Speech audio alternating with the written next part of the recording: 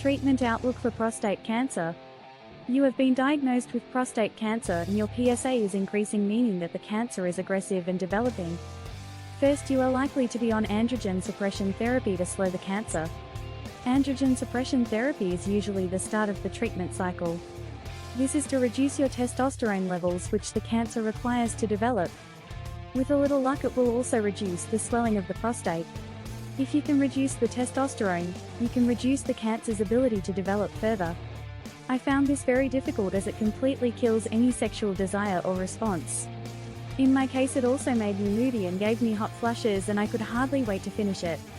This was injected into my abdomen, and the treatment also included tablets and is taken long-term, like over a 2-year period.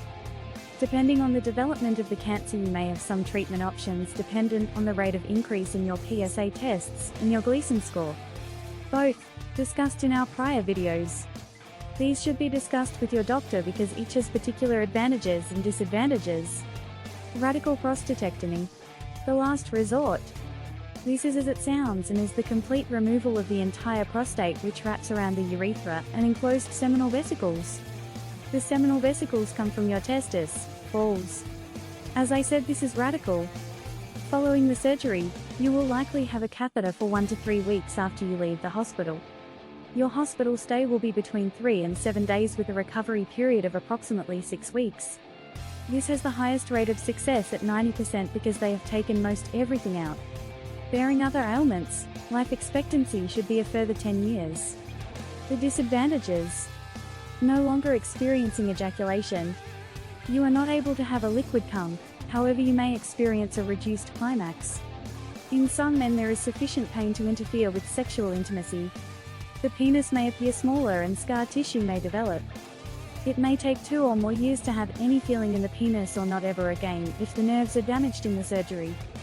Special nerve-sparing surgery may be available depending on the location of the cancer, and if this is possible, research shows 40 to 65% of men with this surgery have a potential to return to normal feelings during sexual arousal. Radiation therapy. This involves using directed radiation to kill the cancer cells.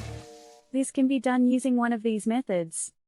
External beam radiotherapy, EBRT, which I have had. In my case, I received 39 doses of radiation for 39 consecutive days.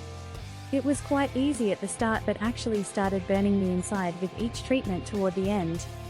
I ended up with lesions on my bladder wall and damage to my intestines and the nerves of my penis.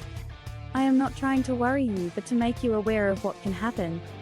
This has caused incontinence, occasional bleeding from my penis and ED. Yet I am alive and reasonably well, otherwise now 9 years post-treatment.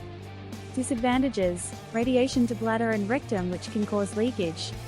ED, erectile dysfunction, is common to 40 to 80% of those treated. Hormonal suppression therapy is usually also part of this treatment and has many problems associated with it and discussed elsewhere in this video, also increasing the risk of ED. A newer treatment utilizing small radioactive pellets has been developed, which are implanted through surgery. This treatment is called brachytherapy, and these seeds are permanently placed and may be used in conjunction with external beam radiotherapy, EBRT. The advantage is that there are less risks of causing erection problems, but they will still occur in 50% of the patients in or about 3 years post-treatment. Less risk of damage to bladder and rectum. 10-year outcomes are similar to other low-risk prostate cancers. Disadvantage: 50% of the men receiving this treatment will have ED. Please subscribe to our channel, learn more, ask questions. We hope this helps you. Ellen and Michael Moriarty, 2 RNs.